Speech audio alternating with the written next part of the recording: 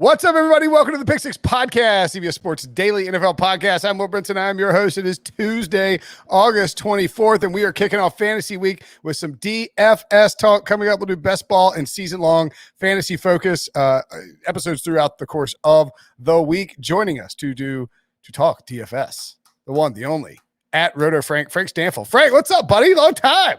Yo, Will, what's going on, man? It really has been a long time. It's good to be back. Happy to be here. I love the hat. We were talking before the show. That is a fantastic hat, dude. That is awesome. Big fan of the Bud Bowl. My wife told me that this hat, shouts to Bud Light for sending this lovely old school Bud Bowl hat this way. I'm assuming it's like a new hat. And I'm assuming they're creating retro swag. Yeah.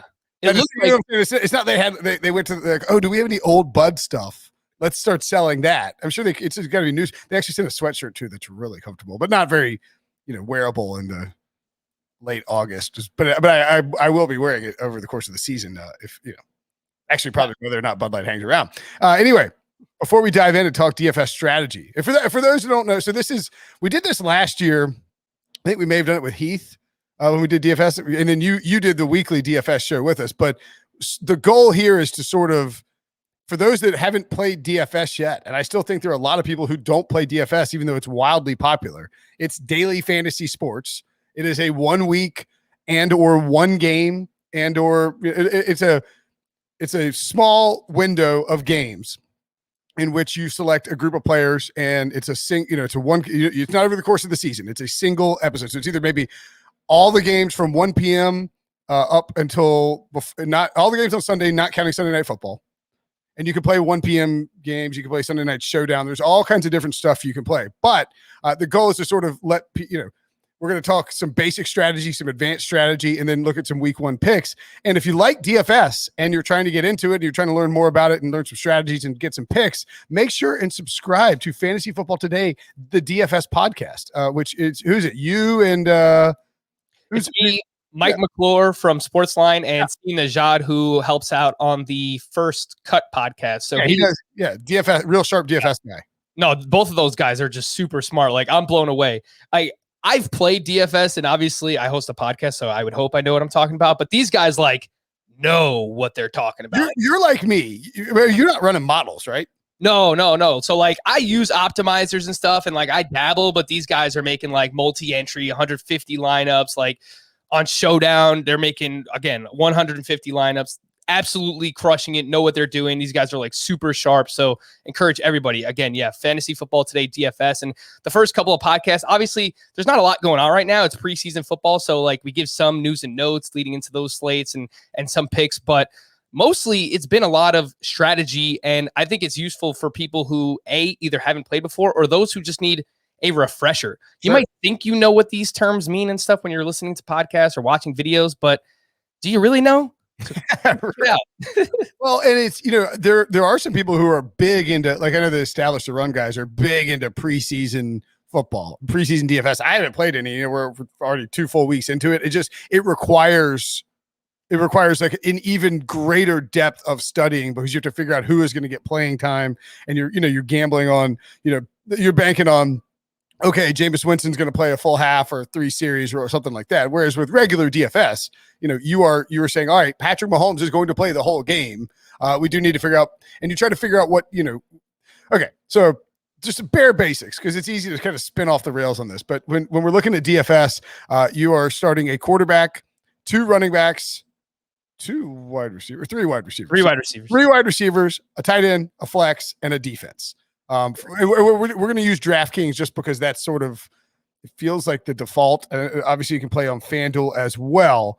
But I usually do most of my gaming on DraftKings. So we'll stick with that just for the ease of use. And when you're picking these lineups, you want to pick the lineup that scores the most points. Now that involves, you can't just, it's a salary cap. So you can't just pick the best player at every position each week. That just wouldn't work. I mean, it just won't work. So you have to find values, and you have to figure out also how to correlate stuff. And I think stacking is kind of a very common phrase, right? But would you say that stacking is the most important thing in DFS? I'm not sure that it is the most important, but you're right about correlation, right? So if you think, and when we say stacking, we mean you take Patrick Mahomes and play Tyreek Hill, because if Tyreek Hill catches a touchdown, it's very likely coming for Patrick Mahomes. Yes, and it creates massive upside too. So that's what we're looking for as well, right? So we're trying to create upside and correlated upside. So say you think the Chiefs and the Browns game in week 1 is going to go off. It already has a point total over 50, and you think the game is going to be competitive. If you think Patrick Mahomes and Tyreek Hill are going to go off, Tyreek Hill, 200 yards, 2 touchdowns, obviously that's coming from Patrick Mahomes. And say on the other side, you think the Browns are going to be playing from behind, Odell Beckham's going to have a huge game, right? You think he has a good chance. Then you will correlate that game by taking both Patrick Mahomes and Tyreek Hill and bringing it back with Odell Beckham. And if that game winds up being 35-31, then chances are you have a lot of those fantasy points in your lineup. But there's other ways to stack too, where say you think the 49ers are going to absolutely destroy the Detroit Lions in week 1, which is very possible. Seems likely.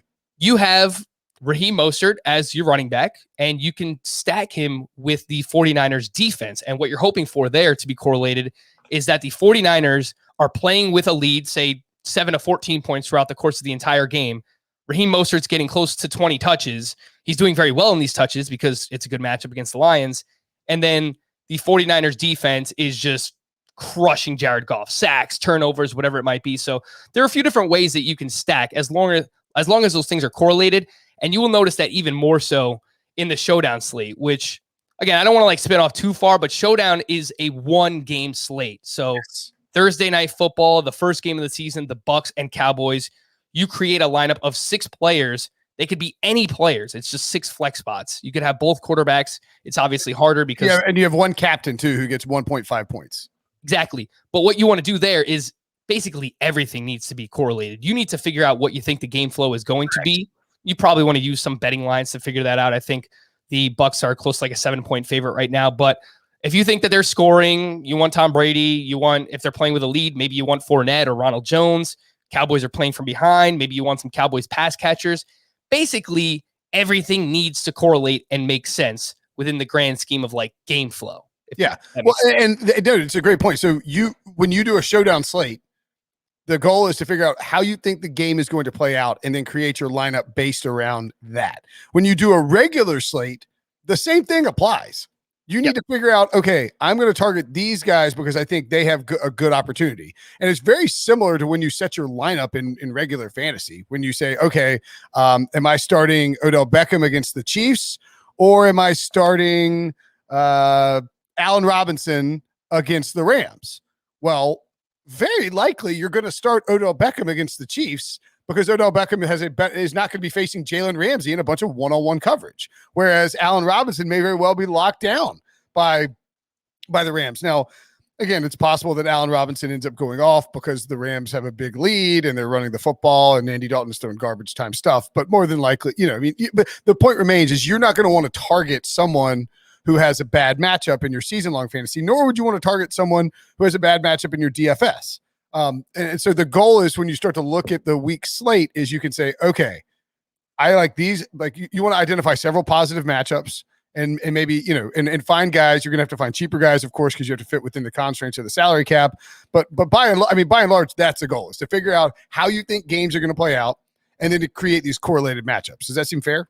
Yes. And I think that you want to target games, obviously, that have higher totals, right? So that's where the kind of correlation, that's basically the word of this podcast today. But that correlation between betting and DFS, it's massive. I mean, you want games that have high point totals, so you need to be looking at that. You want games that are going to be competitive, so maybe shorter lines, so you don't want a team that's necessarily going to be blowing out another team, unless, of course, you want their running back and their defense or something like that. So those are things that I'm paying attention to, obviously. But yeah, you want to make sure that everything kind of makes sense. And then there's a few other things that we could talk about, chalk plays are plays that are going to be very popular, but there's good chalk and there's bad chalk, and you have to be able to identify that. And hopefully that's something that we could do on the podcast throughout the course of the season. Yeah. And so when you're looking at these games and you're trying to figure out, what do I want? What games do I want? I'm trying to bring up the freaking lines because I'm an idiot and didn't have it in front of me for whatever reason. My book. Oh, there we go. I didn't have NFL favorited on my book. That's really weird. But like the Buccaneers are -7.5, -115. Now, those are Thursday games. Or actually, a better example: the Bills are -7 against the Steelers. If you think that the Bills are going to obliterate the Steelers, then you have to be cautious about playing Josh Allen and Stephon Diggs. Now, it's very likely that they will score many of their points via Josh Allen and Stephon Diggs. But if they get a big lead and Pittsburgh can't score, then the Bills are going to run the football a ton in the second half, and you're going to have minimal upside. Because don't you think that's a fair way to approach it? You don't want to, and I'm not saying you can't pick like you said, you want shorter spreads. The Lions in the 49ers is probably a better example because I could see the Steelers being competitive. That in that game, if you take Jimmy Garoppolo, for instance, let's say you go Jimmy Garoppolo and Brandon Ayuk as a stack. You play Jimmy G as your quarterback and Brandon Ayuk as a wide receiver. You are running the risk of, one, this turns into a blowout and the 49ers just run the football. And two, it turns into a blowout and Trey Lance plays the second half because they want to get him some reps, and it's a good spot to do it after Jimmy G set them up for a win. And so I think that's one of those where, you can't expect Jimmy G to be highly owned in that particular game. Yeah, I mean, that's a good point too. I mean, you have to kind of consider ownership too, which is like another conversation, but trying to predict how rostered a player is going to be on a specific slate. And based on the total in that game and the spread, I can guarantee you that Jimmy Garoppolo and Brandon Ayuk stacks are going to be very low owned. And right. That's a term called contrarian. That's going against what people think is going to happen on a given week. But yes, that is precisely right. And, I don't think we worry about blowout risk as much in NFL DFS. I mean, it's something that in the NBA, you definitely have to be worried. In the NBA, it's a massive problem. Like if it's a blowout, they're just like if the Celtics are up 30, these guys are just coming out. Both teams are pulling their starters out of the game and you're not getting any more points. Exactly. Yeah. So that like an entire fourth quarter of NBA DFS, you might be missing out on fantasy points. It's not to the same extent in football, but I could see the 49ers just absolutely destroying the Detroit Lions in week one. And if that's a 14-point game going into the fourth quarter or the middle of the fourth quarter, yeah, I mean, they're probably just sitting on the ball the entire second half. And obviously that's not creating a lot of fantasy points for your pass catchers. That's why you might want to use someone like Raheem Mostert or Trey Sermon and the 49ers defense. All right. So on the quarterback thing, and generally speaking, I'm curious how you guys have addressed this on FFT DFS. But do you feel like, so when we say chalk, what we mean is somebody who is highly owned. For instance, Patrick Mahomes is, I believe, the top quarterback on the slate, right? Yeah, he's $8,100. Right. He is quite expensive.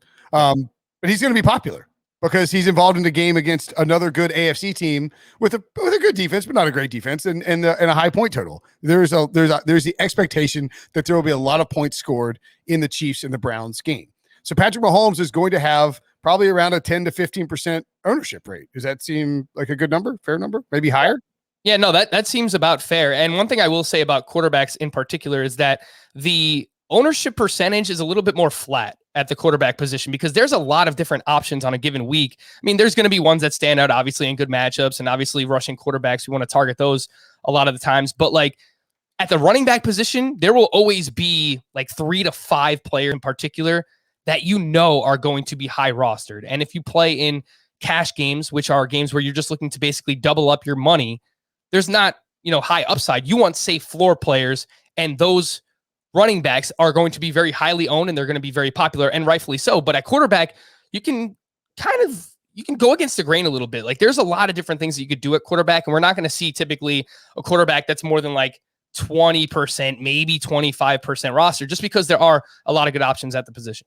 Hey, yeah, we should. This is the hard part about how do you handle this particular podcast. Like, so when Frank talks about cash games, and then you have GPPs. A GPP is a guaranteed prize pool. So, in other words, DraftKings will say a 1 million, let's say $100,000 guaranteed prize pool, $200 single entry. So you can only enter one lineup, and that may be not the $200, but the single entry may be the place to start for people who are just getting into it. When you start to play in the Millionaire Maker, the Millionaire Maker is $20 a week to enter. There's tens of thousands of people in there. The first place gets $1 million.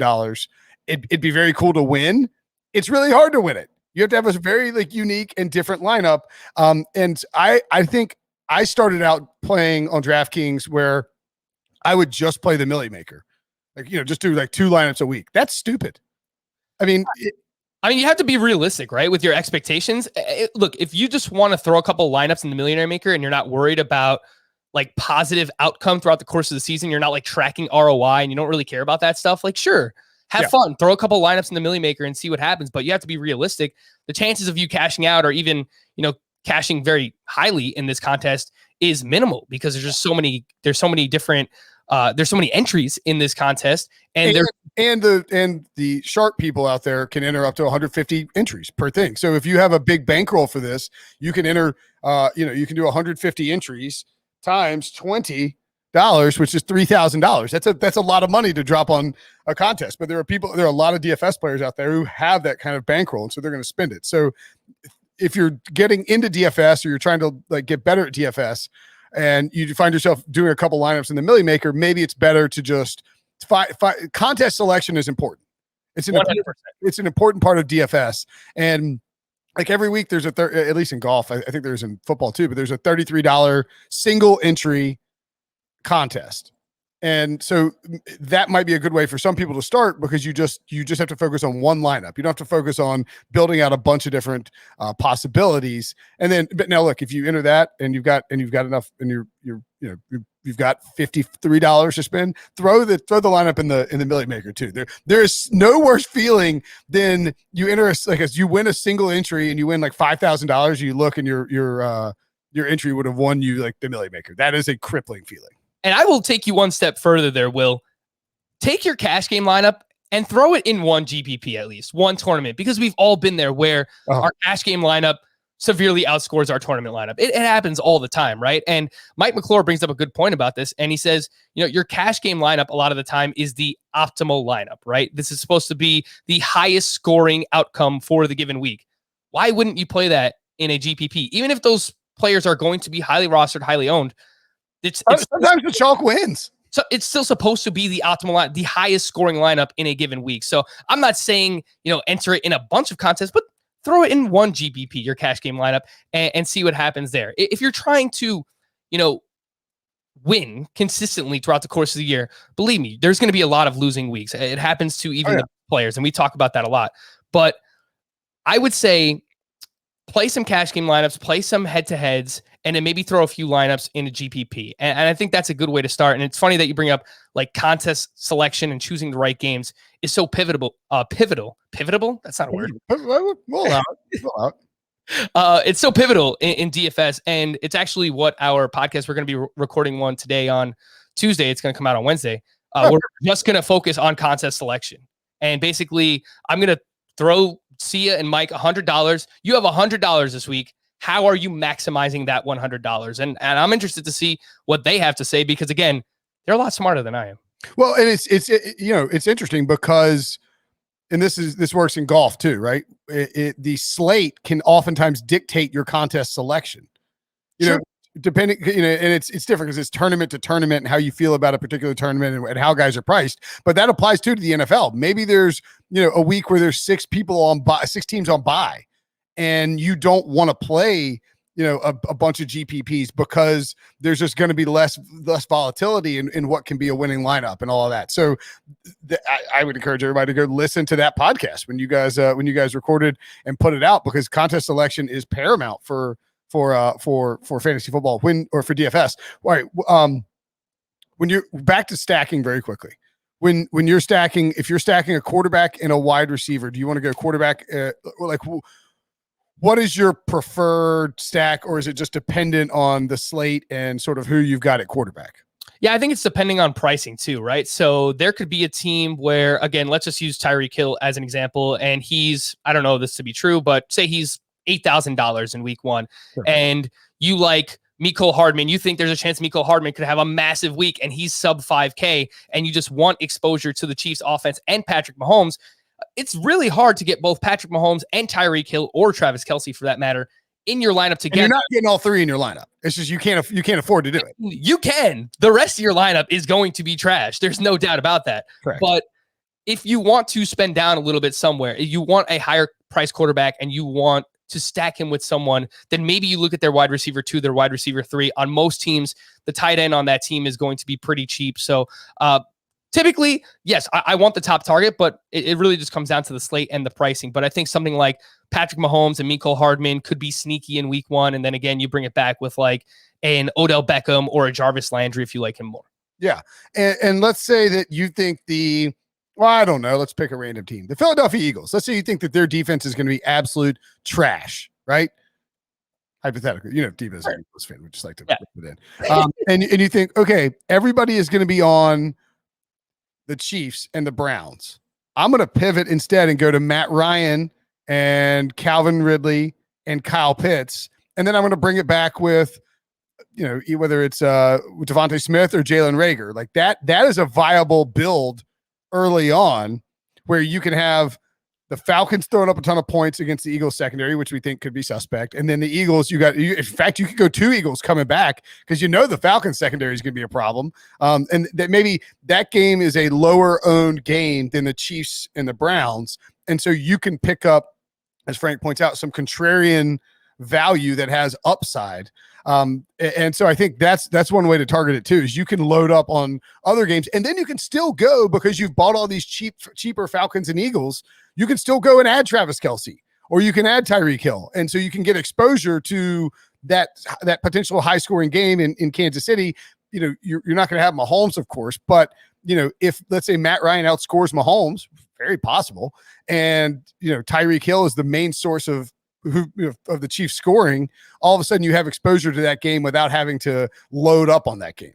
Yeah, and using contrarian plays and doing things a little bit different than you think the rest of the field is, that's a good way to create leverage. And leverage is a word that you will hear a lot in the DFS community as well. And basically, again, it's just doing something a little bit different to try and give yourself a chance of moving up the standings at getting players at lower ownership that might be a little bit cheaper that you think also have a ton of upside. So the example you used with the Falcons, you think that game turns into a shootout. I think that's a really good one. Another one, a game that I think is going to be probably pretty popular in week 1, is the Cardinals and the Titans. Yep. People have some question marks about their defense. There's a high total in that game.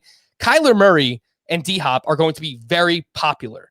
I think even less popular is taking Ryan Tannehill on the other side. And I would argue that Tannehill just has as much upside as Kyler Murray within that same game. And you're getting him at much cheaper too. So that's one way to create leverage. And another way to do that is, and again, this is more so like getting contrarian. You want to do this in your tournament lineups, in GPPs, is going against what expected game flow is. Correct. Well, I wouldn't say do this in many of your lineups, but if you do want to create a single entry and do something a little bit different, and say, again, the Browns are 7-point dogs in week 1 against the Chiefs.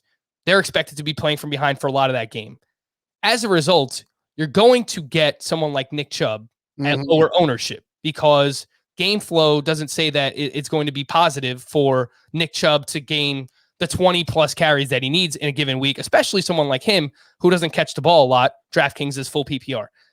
If the Browns end up winning that game and winning the game handily, and Nick Chubb goes off for 150 total yards and 2 touchdowns, you just created massive leverage, because a lot of people are going to be on Mahomes and are going to be on maybe the Browns pass catchers, but you did something different within that game that is allowing you to create leverage and move up the standings. And to think about the leverage and how this works, I always think about this visual, and it makes sense once you sort of see, if you're just holding your phone in your hand and refreshing your DraftKings app, like every time there's a touchdown. But let's say that just hypothetically, Patrick Mahomes is 20% owned in the contest that you're in, right? And picture let's say there's 10,000 people trying to climb a ladder, and there's a big pot of gold at the top of the ladder. Well, if he's 20, let's say there's let's say there's 10,000 people in there. I should have done the math before the podcast. But Patrick Mahomes is 20% owned, right? You have 20% of 10,000 people who, every time Patrick Mahomes does something, move up the standings. And and if you're one of those 20%, it's harder to differentiate yourself. You now have to be different from that 20%. But if you have Matt Ryan, just again, or let's say Ryan Tannehill, and Ryan Tannehill is 5% owned. Well, when Ryan Tannehill does something awesome, you move up with a much smaller number of people, And while it's not likely that Patrick Mahomes is going to suck on every given week, you are fading a really, really, really good player. It is possible that Andy Reid, that the Chiefs get a lead via Tyreek Hill end around, or via if he's healthy, Clyde Edwards-Helaire, maybe they lean on the running game and they try to slow things down and they don't want to chuck it around with Patrick Mahomes, and that happens on some weeks. So you have to think about it like that. If you can be part of a smaller group climbing the ladder, it gives you an advantage, especially if you can then go and add Tyreek Hill in a separate spot. The one thing I was going to mention, because I brought up Matt Ryan. Do you think that in 2021, it is almost imperative to play quarterbacks in DFS that have rushing upside, or is that not a thing? I would say more often than not, you probably want to, but again, it is dependent on the slate and how much these guys cost, because again, I could pull up prices here, but I'm sure Matt Ryan is super cheap. So Matt Ryan is... Actually, no, he's $6,000, which is cheaper compared to the rushing quarterbacks, because if you look at someone like Kyler Murray, he's $7,600, Josh Allen $7,400, even like Jalen Hurts is $6,400, and we have some question marks about his just overall ability, his passing accuracy, whatever. You are getting Matt Ryan at a much cheaper cost, so I don't think that you have to have someone with rushing ability, but if you are playing in one of these single entry contests and you're trying to take it down, the rushing upside for these guys and that potential 100-point rushing bonus, which we haven't talked about, but there's a 300-yard passing bonus for quarterbacks, 100-yard rushing and receiving bonus on DraftKings. That can make a difference. So if you get Kyler Murray passing for 300 yards, rushing for 100, which is not going to happen often for a quarterback. But if he does, and he's 5% owned, exactly, you're in the mix. Yeah, look, it's just undeniable. We've seen it in season-long fantasy football. The landscape of the quarterback position has changed, and we talk about these cheat code quarterbacks, someone like Lamar Jackson, because it's not every day that we see a quarterback that has the ability to rush for 1,000 yards. And now we have maybe 5 to 8 of them that can rush for maybe 500 plus, 600 plus yards this season. So on a weekly basis, that's 40 to 50 yards. That's an extra 4 or 5 fantasy points that you're just starting with because a quarterback is rushing. So I would say if you're shooting for upside, yeah, a lot of the times you're going to want to have one of these rushing quarterbacks in your lineup. But if we're playing in cash games and we're just looking for safety and doubling up, you can get someone. All the Bengals in week 1 are undervalued. It's wild. I don't know if it's because Burrow is coming off the injury, whatever. He hasn't really played yet in the preseason. But Burrow is 5,700. He doesn't run. He's probably not going to run now with the injury. But Burrow, he gives you access to easy stacks. Again, Jamar Chase is like sub 5K. It's because of the preseason stuff, because they just haven't. Because like Trevor Lawrence is 6,200. I think if they were repricing right now, these guys might be even cheaper, to be perfectly honest. Yeah. That's the thing is like Kirk Cousins can be the number one scorer on any given week. Matt Ryan can be the number one scorer on any given week, but there's less of a chance of it happening because you don't have that rushing, that equity, that upside equity that comes with the rushing. Now I'm just slinging buzzwords around left fast humanly possible. It sounds right to me, Will. So what was it? What was the what was the one you pivotable? Pivotable. Yeah. It's pivotable. How concerned are you with ownership? And I'm sure you guys have talked about this, at least, and I think this applies to the NFL too. But for golf, one of the lessons I've learned in the last 6 months is ownership of a single player does not matter. What matters is total ownership for your roster. In other words, if every one of your players is chalk and it's like 10%, then you're just not going to differentiate yourself. You have to hit on every single one of those guys. But if you can find some guys who go off who are lower owned, you can deal with the fact that you have Patrick Mahomes and Tyreek Hill in your lineup, right? Yeah, so it's actually funny that you bring up that total ownership, right? So you have 9 roster spots on DraftKings, and when we did a whole episode just on GPPs and tournaments and maximizing upside, and we spoke a lot about ownership, projecting ownership, and what you want that overall ownership in your lineup to look like. And basically the number that we settled around was like 120%. 120, 130%. So if you think about that among 9 roster spots, make sure to do the math. 2, 4, 6, 8, 9. Yeah. 9 roster spots.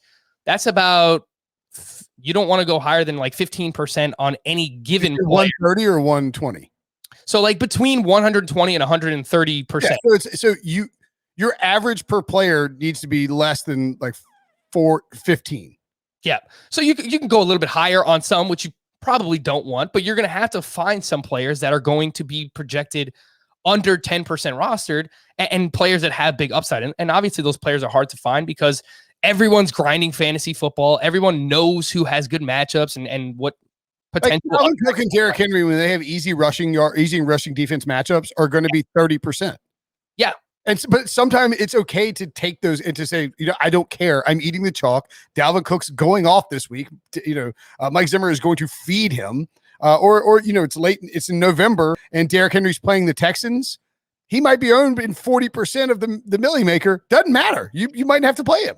I love that you bring up the Texans too, because it seems like every game Derrick Henry plays against the Texans is just 200 yards, massive games, right? Yeah. But I think Derrick Henry is a perfect example, right? Because again, DraftKings is full PPR, and some people will shy away from Derrick Henry, even in the best matchup. He has this high salary. He's normally the second or third highest salaried running back on the slate, but you might actually get him at a little bit lower ownership than projected because he doesn't catch passes. And that's why it's so scary, right? To like fade someone like Derrick Henry. But I mean, follow the process, and the process says he doesn't catch passes. You really need things to break perfectly for him. So yeah, we're keeping all of those things in mind. I think if you're playing GBPs, 120, 130%, your overall ownership percentage on your team, you want that to look like. I think, look, if you play in cash games, it doesn't really matter as long as like the chalk players that you're playing are hitting. That's right. What you need more than anything else. But yeah, I would say go to whatever type of DFS provider, Sportsline. Sportsline.com. Yeah. Sportsline. Mike mentioned that we're going to have perceived ownership on there this upcoming season, which is massive because you can look at that and it'll say, okay, using all these different tools and factors and projections, we think that Kyler Murray is going to be 20% rostered this week. Yeah. You're making 10 lineups and you want to be overweight on Kyler Murray. You might want him in 3 or 4 of those lineups so that you have 30 or 40% of Kyler Murray. Or if you think that he's a bad play, you might only want him in 1 lineup. And then you have him in 10% of your lineups compared to the 20% that is projected for the field. So that's one way to use ownership to your advantage in DFS. Well, that's a good point, is you don't want to be even with the field. Yeah, you want to take hard stances. You either want to be overweight on a player or underweight. So like if you think Kyler's going to be great and you're annoyed that he's going to be super chalky, then just go big on him and lean into it. And that way every one of your and differentiate what you've got around him. So that way, obviously you're going to want to have Hopkins or, like whether it's AJ Green, whatever your stack is, but you can differentiate around him. So that way your various lineups can hit. Okay. Is there anything else in strategy? We ended up talking for like 30 minutes on strategy, which is fine. But I mean, there's so much. Again, like I don't want to just keep pumping up Fantasy Football Today DFS. But again, like if you do want to hear it more in depth from people that are smarter than Will and I, absolutely, yeah, and check it out because like we go even more so in depth on each one of the topics that we just talked about. So if you want to hear that more so, then go check it out. But I think we covered a lot. I think that's actually the perfect way to do it. You want additional strategy? Go check out Fantasy Football Today DFS, and then we'll take a break. When we come back, Frank will give us some picks for Week 1. You feel bad for all the people who are like, I'm going to find out who to start in Week 1. It's like, why are these guys talking about game theory for 32 minutes? But that's fine, Frank. I mean, like I think it's fascinating because, I'll spend like half of my weekend on Friday and Saturday doing, like staying up late, having a cocktail, doing whatever. And like you're running through, like you go galaxy brain. You're like, oh yeah, like Jimmy G's going to go nuts this week because he's motivated by Trey Lance. But the point being is it's a lot of game theory. It's not necessarily picking the best fantasy guys, which is a little weird. But let's talk about some picks for Week 1. Let's run through all the positions really quickly. Give out, if you got somebody you love. You mentioned, for instance, at quarterback, you mentioned Joe Burrow, $5,700. If he gets a full, they're playing the Vikings, whose defense was terrible last year, should be improved. Patrick Peterson's our podcast colleague, playing well. They added, Danielle Hunter's back. They're bringing back Everson Griffin. Their opt-out guys are back in. There's a reason to think the Vikings will be much better. But if for some reason they take a little while to gel, Joe Burrow could be a nice play in Week 1, right?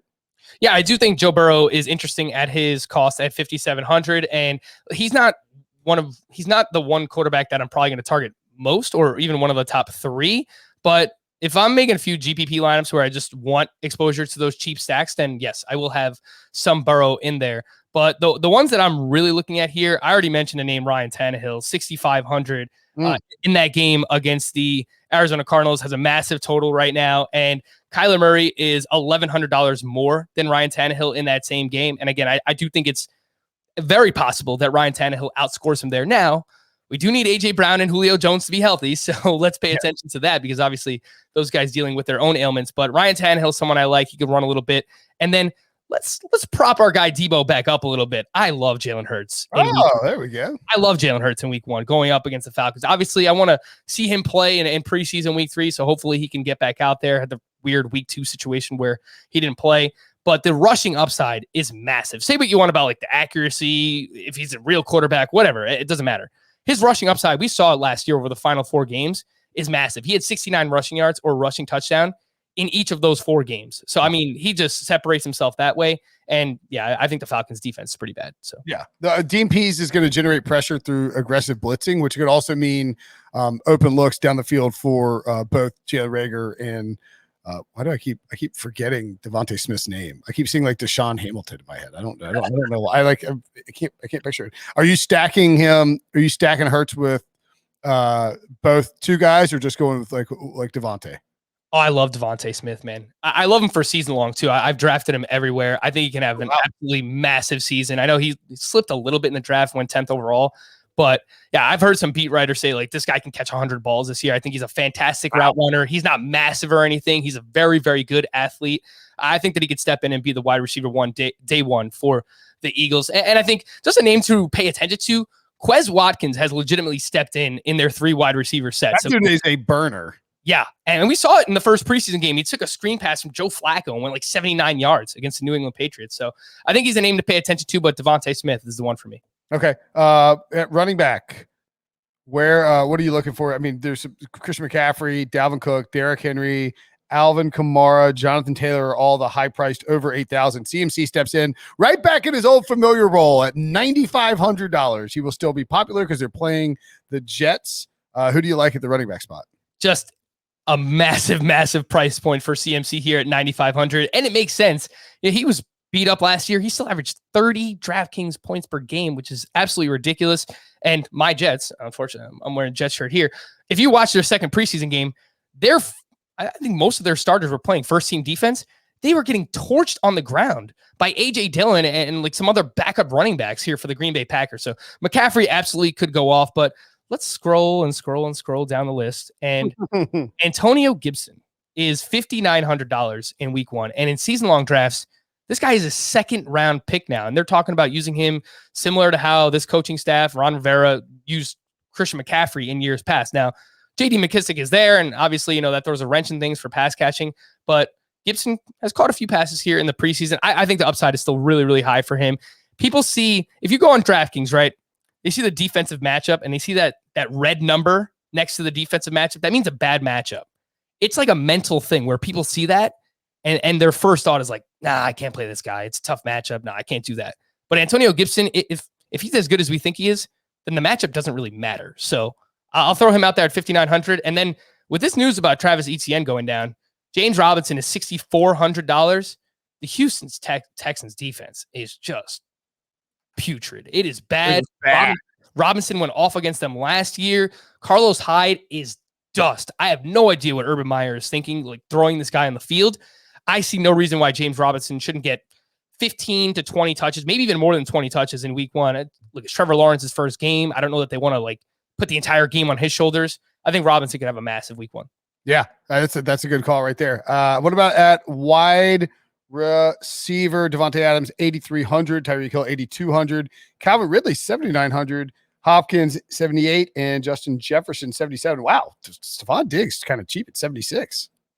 Yeah, for sure. I mean, we have to make sure that he's healthy. Obviously, the Steelers' defense is pretty damn good. But yeah, a lot of these guys up top are going to be pretty popular. Calvin Ridley is someone that can come in and lead the NFL in targets this upcoming season. If I'm taking Tannehill, I would want to stack him with one of A.J. Brown and Julio Jones. AJ Brown is $7,100, which if you think about his upside comparatively with the other top tier wide receivers, that's actually a pretty good price at $7,100. Absolutely. So AJ Brown is someone I would be interested in. Again, we have to make sure that he's healthy, but I'm going to scroll all the way down again. And there's some really cheap wide receivers like Marvin Jones. I know I just talked about James Robinson, whatever. I think Marvin Jones could be the Jaguars wide receiver 1 this year. I agree with that. He's $3,600. What? $3,600, Will. He's so cheap. And he's had a nice connection already with Trevor Lawrence in the preseason. Comes over from the Detroit Lions, brings his OC with him, by the way, or I guess his OC probably brought him. But Darrell Bevell obviously has that familiarity with Marvin Jones. So $3,600, sign me up. I mean, there's so many cheap options. I mentioned the Bengals guys. I believe T. Higgins is $4,700. This is someone who's being drafted in the 4th round of PPR leagues right now. He's sub 5K in week 1 against the Minnesota Vikings. A little bit of tougher matchup there. And then Mark is Devontae Smith 4,500?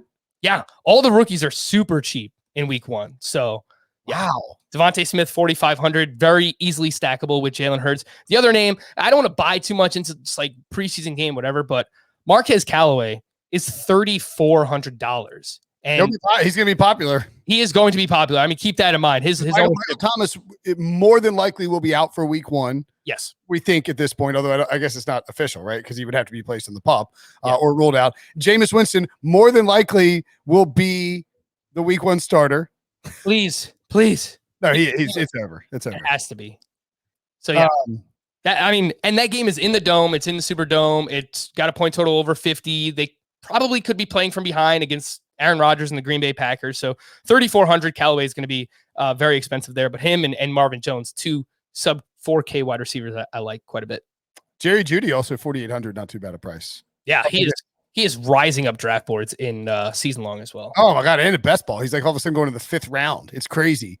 Dude, I've seen him go in like the 4th round of some. It's yeah. It's wild. Like I was doing and we'll have a best ball show tomorrow with Josh Norris of Underdog, but I was doing an Underdog draft during the Saints game, and it's like Marquez Callaway's it went from an ADP of 149 and he was getting drafted at 122. Like he jumped 20 spots because of his performance in the game while drafts were going on. Although I was still able to get Jameis in like the 17th, 18th round in some of those drafts. You know what's funny? You bring that up. So I didn't realize that I was on the clock in one of these best ball drafts last night while the game was going on. And then I checked back in. I'm like, oh, wow, I only have 20 minutes left to make a pick. I'm on the clock. It's the end of the 9th round. Who's sitting there? Marquez Callaway. I'm like, give me Marquez Callaway. End of the 9th round. Let's make it happen. That's right. Okay, what about the tight end position? Tight end. The rookies are cheap, man. This guy is going to be so popular. But Kyle Pitts is $4,400 in week 1, which is just completely ridiculous. I like. There's going to be people that make lineups completely filled with rookies, and I don't blame you. I mean, Jamar Chase, Devontae Smith, Kyle Pitts, all these guys are super talented. Even Najee Harris he's affordable too. 6,300 against the Bills, and he's the bell cow. They played 17 snaps with the starters in week 2.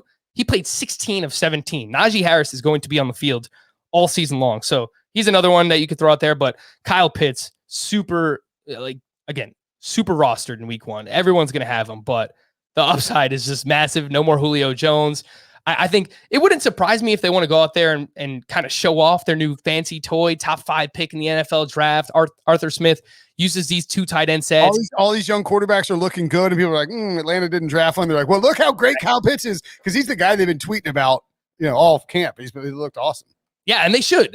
He is a wide receiver in a tight end's body. He is very Darren Waller-esque in that regard. So it wouldn't surprise me. We get 6, 8, 10 targets in week 1 for Kyle Pitts. I think he absolutely smashes at that price.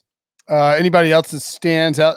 Are you buying the, not to go back to the Eagles, but the idea that Zach Ertz is going to be like a viable, I don't think you can play him in week 1, but I mean, he's just filthy cheap. Yeah, he's 3,800. I mean, that's a way to. Jared Cook's not a bad price on there. Yeah, Dallas Goedert is $1,000 more than Zach Ertz. So, I mean, I've been fading Dallas Goedert everywhere now. I mean, they're legitimately talking up Zach Ertz. I don't know if that's like they trying to get him to trade or whatever it is, but it is weird. It is weird that they're like going with the old, like they want to hype up the old guy instead of going like Dallas Goedert's rookie contract's about to be up. Like once you use Dallas Goedert as a full-time tight end, what is happening? Yeah, I mean, maybe they're trying to prop up Ertz so that they could trade him away or something. I mean, the Patriots, it seems like they're doing something similar with Sony Michel. They've been using him all over the place in preseason. So maybe they're trying to trade him or something. But I just think he looks good. I think Sony Michel might be good. Yeah, he caught 4 passes this week, right? I'm like, that's probably more than he's had in the past 3 years combined. It's crazy. One more tight end, TJ Hawkinson, tough matchup against the 49ers, but they don't have anybody to throw the ball to this year. And we've seen Jared Goff in the past. He's had like these stretches when he was in LA where Tyler Higbee would go off when there was no Gerald Everett. When there's just one tight end, they can be really, really good with Jared Goff. All they have is on the outside is Rashad Perryman and Tyrell Williams, which is I do like Amon-Ra St. Brown. I'll throw his name out there as a slot receiver, maybe later on in the season. But week 1, assuming health, I think TJ Hawkinson could see a ton of targets. And worth noting here, by the way, Travis Kelce, 8,300. George Kittle, 6,300. It's a huge drop off there. And then the next guy is Hawk at 4,900. Like it's a very clear delineation. People, you sort of have to take a stand on Kelce or no Kelce, right? I mean, yeah, basically. I mean, if you think that game is going to be competitive and high scoring, then you want a couple of lineups with one of Kelce or Tyreek Hill, just because like the massive is just the upside is massive.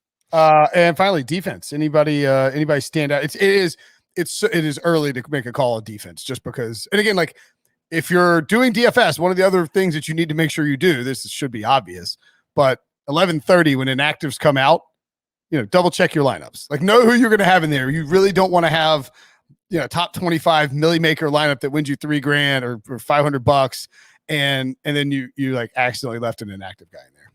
Yeah, and on top of that, you don't really want any offensive players that are going up against the defense that you have in your lineup, because that's just that's a good point. Yeah. That's counterintuitive as well. So honestly, I did not spend any time looking at defense. No, let's not talk defense. I mean, we have another entire week of preseason with starters playing where dudes could get hurt. It's almost, the 49ers are 3,200. Defense is that's it. I think I almost brought that up earlier, but like defense is almost is kind of a crapshoot too, because you can have the best defense. The Broncos, that's who I want. 3,300 against the Giants. Oh, I like that.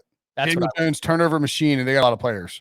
Yeah, and their offensive line is not played well. No, it's not played well. But with the defense, you could have the Broncos could give up 10 points to the Giants, basically lock them down, force 2 fumbles, and then who's a terrible defense? The Texans could pick off Trevor Lawrence twice and take it to the house both times, and the Texans will be the number 1 defense in DFS, and there's just nothing you can do about it. But somebody will have them. Like more often than not, I'm spending down on defense. I mean, that's just a fact. I mean, it allows you to open up salary at other places, obviously, and that's where the big upside is: running back, wide receiver, these pass catchers and stuff. So defense, I mean, there's a lot of fluky stuff that happens, as you just mentioned, week over week, and it's really hard to project. So more often than not, I'm spending down, and I'm trying to target someone who's going up like against a backup quarterback or just a really bad quarterback. Yeah, like you might think, okay, the Panthers have a great matchup against Zach Wilson and the Jets, but they're 36. They're the 4th most expensive defense. These are basically priced in a way that is rewarding bad matchups instead of rewarding good. Like in other words, DraftKings doesn't know who's going to be good on defense. Exactly. I mean, no one really does. Right? It's hard to project week over week, but how about just the other side there? I'm not just saying this because it's the Jets, but they're $2,400. They're dirt cheap. Terrible. Sam Darnold is a turnover machine. I think he's going to be revenge game for the Jets defense. Yeah, exactly. Now, if they keep like they lost Carl Lawson, they've lost a couple players. They lost Jared Davis now too. Jared Davis, I couldn't remember. I was doing radio the other day and I could not remember. I was like, it's not CJ Mosley, but I mean, yeah, like Jared Davis and Carl Lawson are 2 big losses. If another 3 or 4 guys go down in next week's preseason in practice, don't play the Jets, and so that's something to monitor for that. All right. Anything else on the week 1 slate, Frank? Nothing on week 1. You've been drinking any beer? How's it going? Oh, you know what? I've been drinking a lot of Bud Light actually. Yeah, me too. Line and Kugels. Yeah, that's right. Yeah. Sponsor for fantasy baseball today. I don't know if we could do that. If you have to edit this out, Debo, I'm sorry, but no, I think you're fine. This is not an official Bud Light podcast, so I think you're fine. But as you can see, there's lots of Bud Light stuff around my house. Yeah, you got to get one of those. Enough already. You got to get me one of those hats, man. I mean, that is just fantastic. I will. We'll look into it. Devo's got some pull with the salespeople, so we'll see what we can do. All right, go follow him at roto_Frank. Make sure and listen to Fantasy Football Today DFS. You guys are cranking out a great product, Frank, and man, look forward to a season's worth of DFS action. Thanks for doing this, man. Yeah, it was a lot of fun. Happy to be here. And again, you know where to check me out. I appreciate it. Yeah, buddy.